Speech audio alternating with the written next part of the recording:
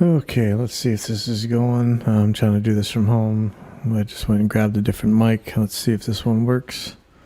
And I'm hearing echo because I don't really have, I just got a PreSonus Solo, so who knows? Hopefully I'll start hearing this in about 30 seconds or something, and then I'll know this is working.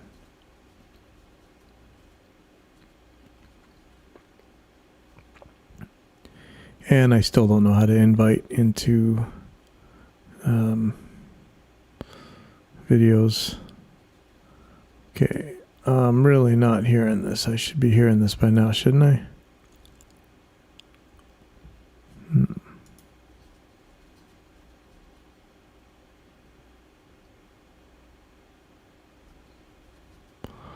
Well, that's interesting. That should have been playing a lot earlier. It seems they've cut off a bunch, but who cares? We're going live now. This is dropping in at Pipeline Audio. And this is number 72. And I'm calling this one, At Least It's Not Vaporware. So let me take off these headphones and get to work. So, sorry, I'm at home. I'm trying a different set of mics. So let's see how this works. So what do I got today? SOS, sound on sound. If you don't know who that is, I think it was the first magazine that actually featured Reaper in it. Well, there's a lot to unpack there, but I don't know if I'll talk about that tonight. Anyway, Sound on Sound is a great magazine. They tend to have really good moderators on their forum. They have a very active community forum. The infamous RB Studio thread was actually on Sound, I believe.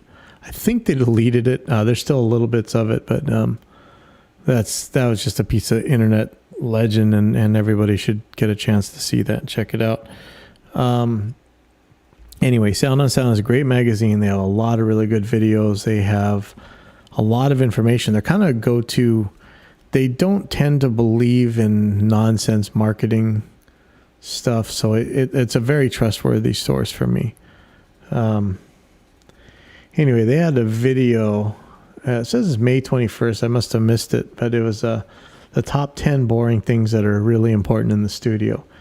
And, I always talk about my soldering iron or the cable doctor. I know, man, I keep forgetting to order one of those new Behringer ones. They're actually better as far as I can tell, because they have a test tone in them and they have more inputs. Remind me to just order that thing already. Just stop procrastinating. I really need some of those. Anyway, I like their list. So first he came up with a small powered loudspeaker, one of them, as a talkback speaker into the studio room. And you give the explanation, and you guys you've seen this. The band will do a take, and then they'll take off their headphones and they'll walk up to the window that separates the control room and the studio room and try and talk through it. So, first of all, they can't hear you back because they've taken off their headphones. And second of all, they probably had a mic that they were sitting in front of, but then they walk away from it to talk to you. That one always kills me. But so he was showing a small powered speaker, and he just used it as a talkback.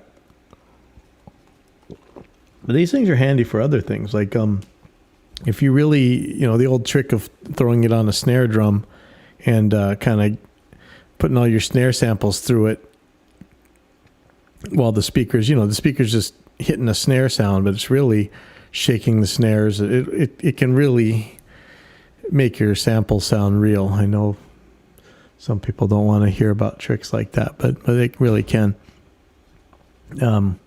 Also, it's great. I use a phone to do this most of the time nowadays, but it's great to have one of these kind of speakers when you're making sure your mics are plugged in correctly or whatever.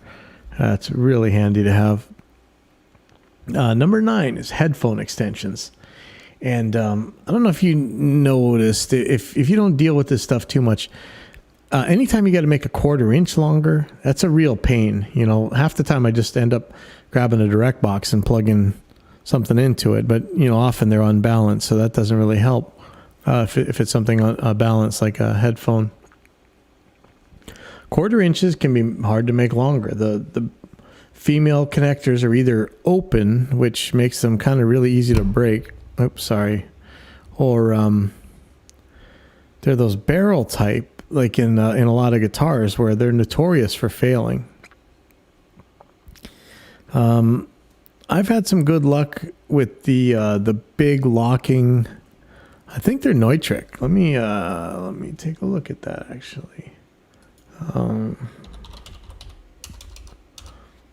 knows what kind of trouble I'm going to get in for typing in locking female. But, oh yeah, they are the Neutrik ones. The panel mount ones are tough, and you can actually fix them. The barrel ones, I don't know if you can actually fix the inside of them. Anyway, he said, that's your that's one of your things. Number 9 is the headphone extensions, and man, it can be really handy. I mean, we used to have these boxes that had a XLR female for an input, and then had 2 1/4 inch female panel mount jacks on it, and those were really handy because I could always make those longer wherever I wanted them. But nowadays, I tend to use the extension cables, even though you don't have a volume knob on that. But our boxes never had those anyways. But anyway, that's really handy too. Number 8, he had the console center section, and a lot of people, like right now, I don't have at home. I have like a monitor knob, and I'm scared to touch it because I'm afraid that it'll like push the USB out or something. But in general, if you're running a studio, especially, a lot of these things can switch between speakers, and it's your main volume control and your talkback mic. I own 2 PreSonus Central stations. I'm not using one of them right now because I'm using something else in a different way, but I really could, and it would actually save me some. I don't know why I'm not using it. But these things can be really handy, and just it's amazing how much simpler life can get when you're using these things. There's also the Mackie Big Knob. I have one of those in the big room right now that controls the PA speaker volume. The Samson C control, which I think is pretty affordable, and has a lot of these functions. I don't know if it has a remote. That's the nice thing about the Central station. It has a really nice remote. The Mackie Big Knob kind of is its own remote, so it's pretty ergonomic. Samson C control. Let me see. I'm looking it up right now. Not only is it discontinued, well, great, but it's also warning: this product contains chemicals including DEHP, known to the state of California to cause birth defects and other reproductive harm. Oh, well, I don't know if musicians should be having kids anyway. Anyway, what I'm using is the RME ARC USB. It's a controller that's actually meant to control RME's total mix, and it doesn't have any inputs or outputs. It's just a controller. And in order to get 2 speakers and a sub out of it, I'm giving up 6 outputs on my interface, but I have 32 outputs, and I only really need a pair of them. So I've got some to spare, but that's something to think about. That PreSonus Central station is really a handy piece of gear. There's some really expensive ones out there. I don't really believe they're going to do all that magical stuff that people claim. So I'm still going to say then that the PreSonus Central station is a great unit. I think there's a Behringer one too. Maybe it's not so good. I don't know. Number 7 was short mic stands. And to me, it's about angles. Like, I could probably get a boom stand down pretty low, but I'm going to have a lot of trouble pointing it straight through a kick drum hole. So short stands are handy. All mic stands are handy. It's handy to get a bunch of really good ones. They're hard to get here, but some of those film stands I've actually noticed are pretty beefy. So, but the short mic stand is a very handy thing to have. I'm using a tabletop clamp right here, but lots of things that you could fit, but become so unergonomic that you don't bother with it. If you do have a couple short mic stands around, that'll make life a lot easier. Number 6 was a comfy chair. Yeah, I'm sure. It's a pretty good thing to have. Number 5 is a headphone amp. And sometimes you need that for more outputs, or sometimes you just need that to give you a volume knob someplace handy. I'll buy up whatever cheap ones I can get my hands on, but the really cheap Behringer one, it can't handle enough inputs. You had to do some really weird things to turn down the signal sending to it, otherwise it would distort. And in this SOS video, he mentioned that headphone amps with external power supplies, I think he said they would distort. So, I guess he's seeing the same thing I am. Number 4 is spare strings, spare sticks, heads, all that kind of stuff. It's hard to stock that stuff. It's really hard to stock that here in Hawaii.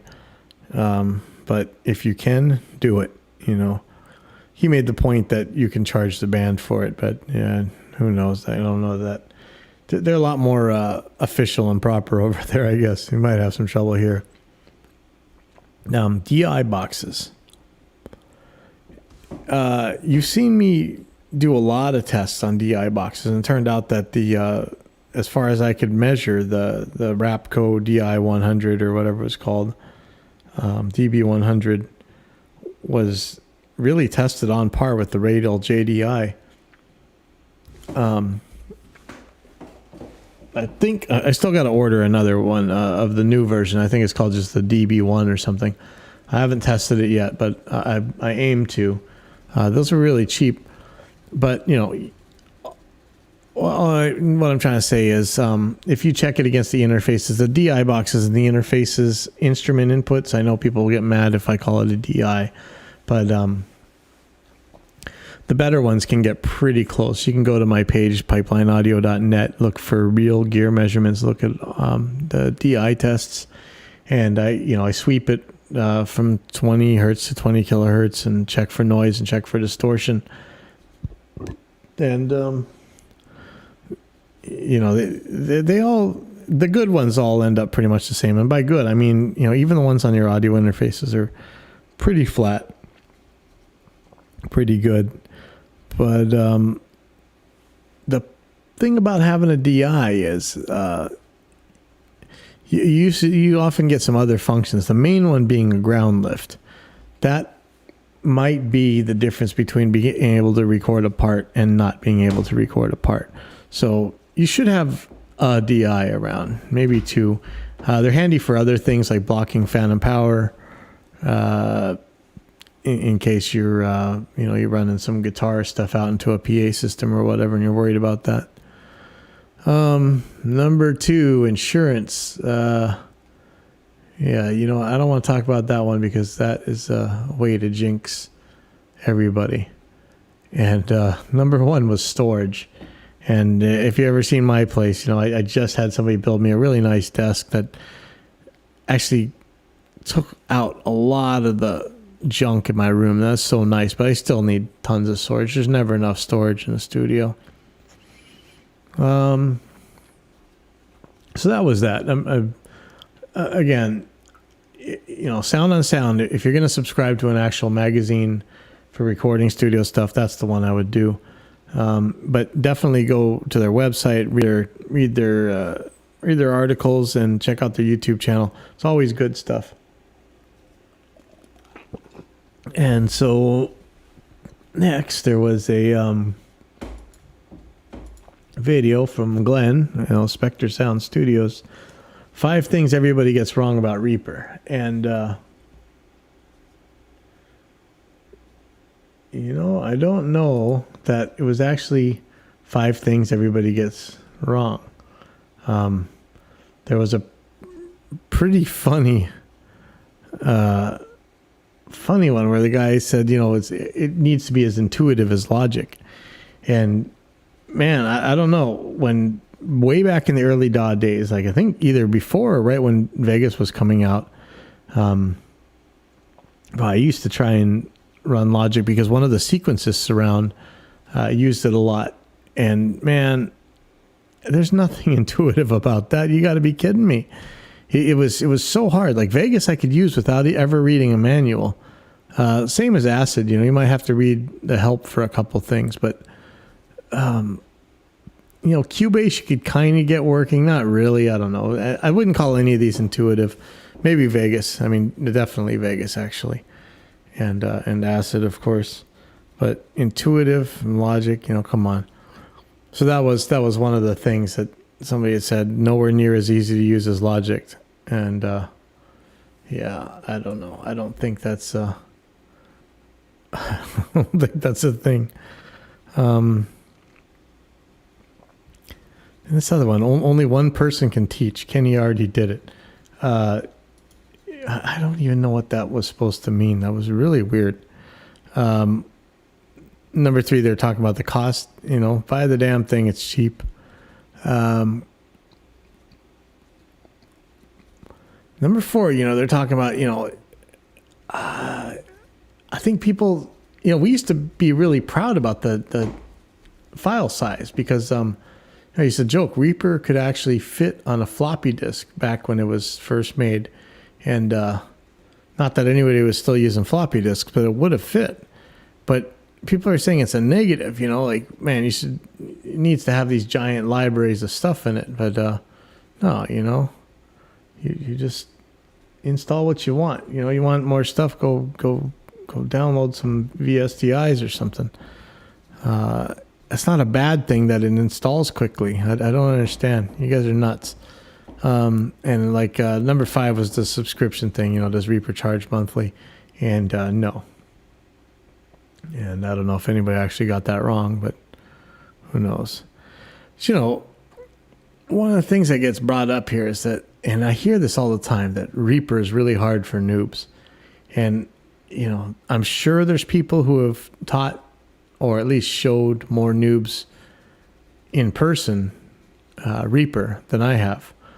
But I've done my fair share. And I've never really seen it that people that were new to DAWs had any real trouble picking up Reaper. I'd have them up and running quickly. And I do see, and we keep seeing this, people coming from other DAWs that are used to a certain paradigm. It seems to be hard for them. But again, these are people who say that Logic is intuitive. You guys are nuts. You have to unlearn. For instance, Reaper has one mouse tool, and a lot of these DAWs have several for different things. So this is my crossfade tool. This is my move tool. This is my cut tool. All that stuff. Reaper just has the one tool. And I know that some people think that makes it harder, but I don't know. It's just something you got to unlearn, I guess. So there was this really, where is it? Let me find it. Yeah, here we go. So there was this, all over the web, there was the big July PreSonus announcement, and I think this is a quote.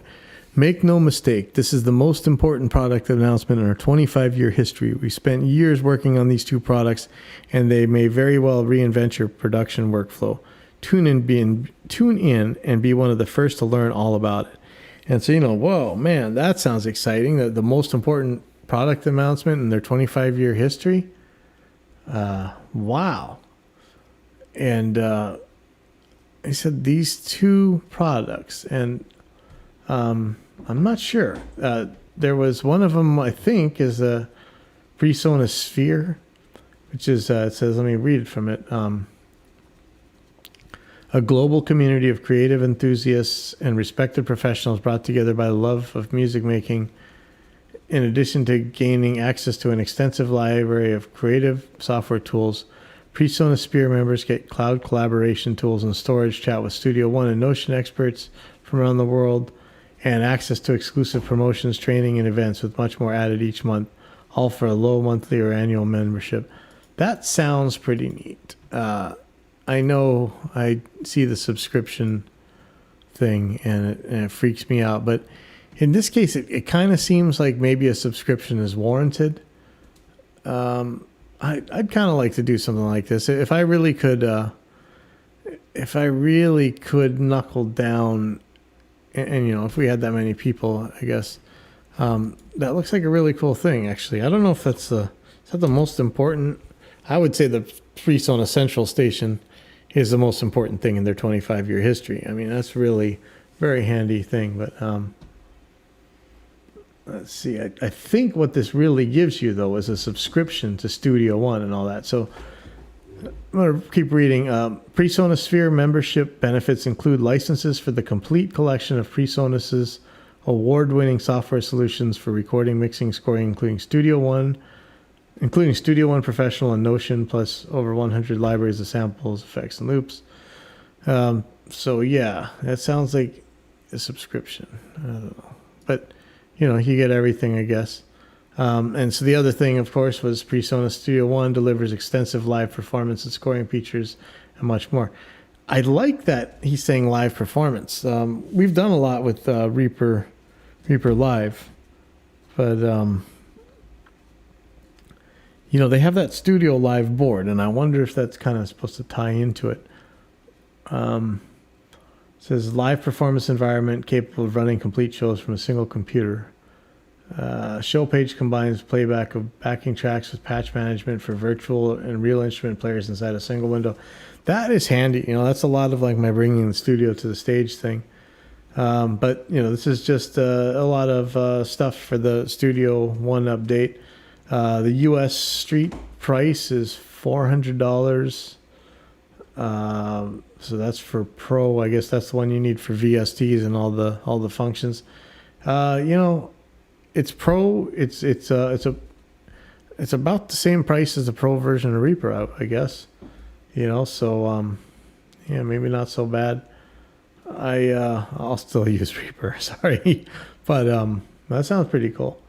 Nice one, PreSonus. I don't know about the most important product announcement in your 25-year history. Again, I would say that's the Central Station, but still pretty cool.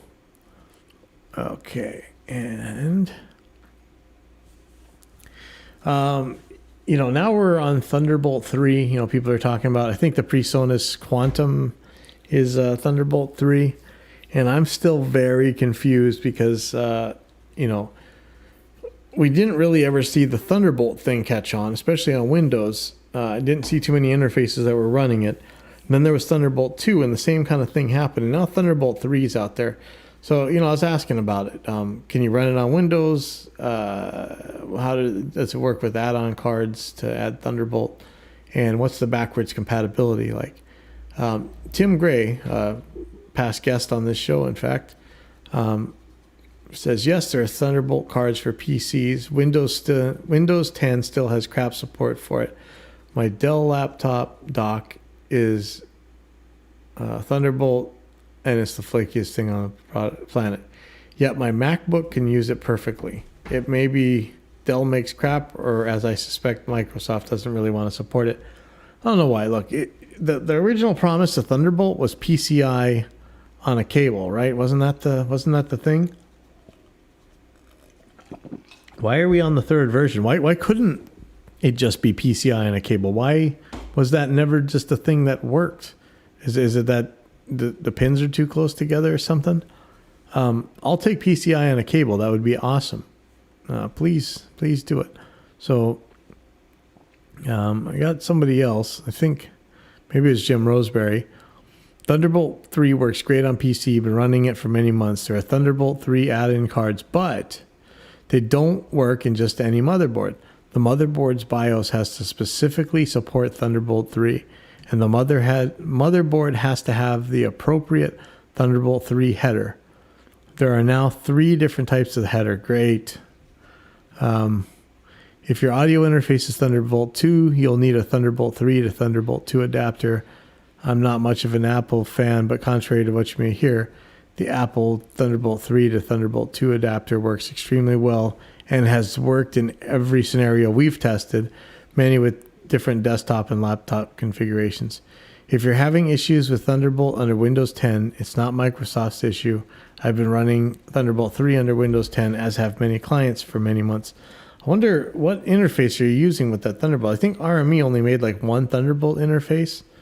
But, you know, what is the future? Like, PCIe cards can't be the future forever. And as good as they make their USB interfaces, I still suspect the PCIe is going to be better.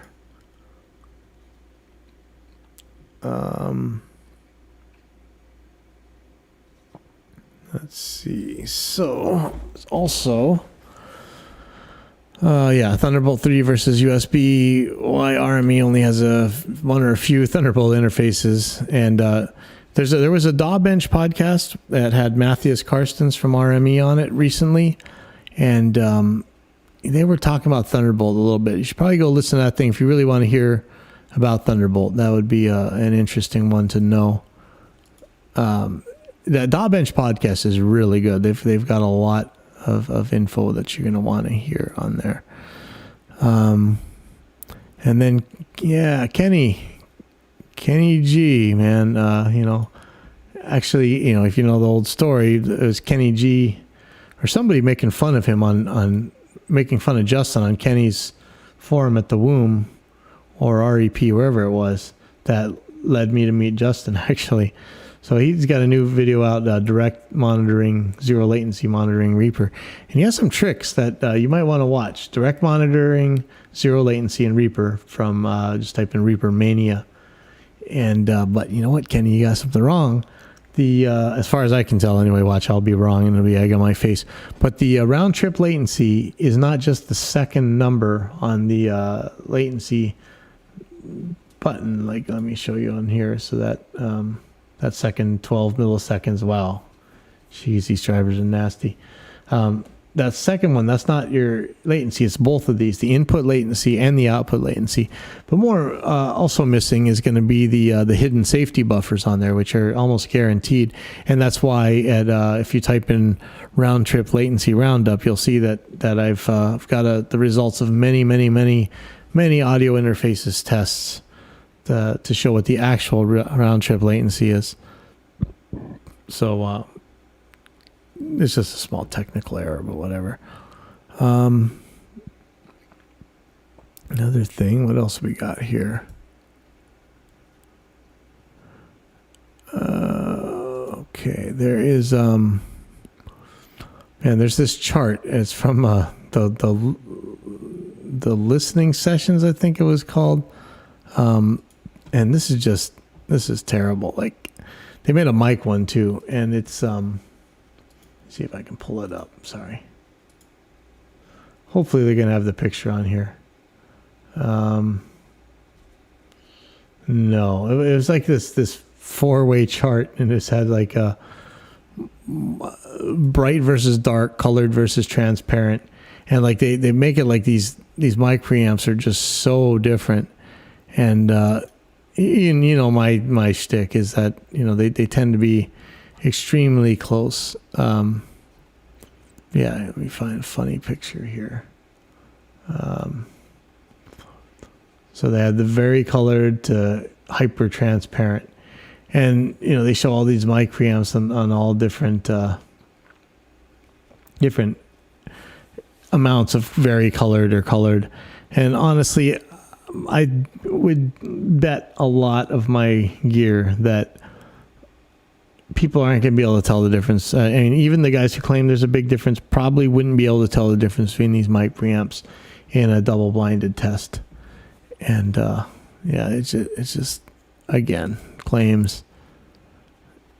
Like what units are you using for colored and whatever. Just show some charts. If it's really that different, we can see it. I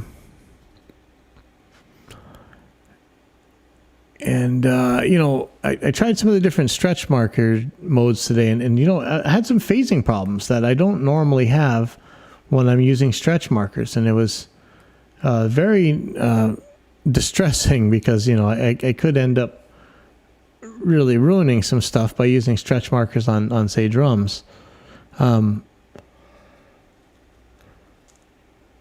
don't usually have this problem. It's actually pretty strange, crazy to me.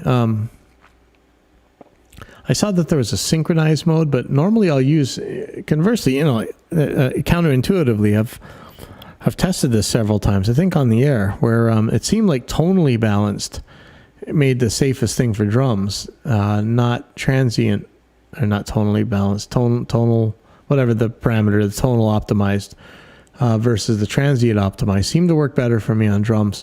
I'd love to see a window at the stretch marker. I'd love to see, I don't know if you guys remember, I used to make some, I actually had some help from scripters to make some pretty insane scripts that would unstretch at the transients. I would hope Justin would do that natively, but I wonder what that phasing was. So I'm trying to get some clarity on these different stretch modes, and I'll let you know if I can get them. And also, how do you make sure that you apply a new stretch mode to items that have already have stretch markers, and especially ones that have already moved? I found that by selecting them all and then changing the stretch properties, it didn't always give that little asterisk to tell you that the file was changed. So I'm not really sure that that the changes are being applied. So I'd like to know how you can make sure that really works. And I'm kind of worn out, and I messed up on something, so it's going to take me a while to get this up anyway. So my last one here is we're still on the neural DSP vaporware watch thing. Yeah, I'm not sure if that thing ever came out, but they did announce today. There's ads all over the place, I think. The Archetype Nolly, which looks like another amplifier here.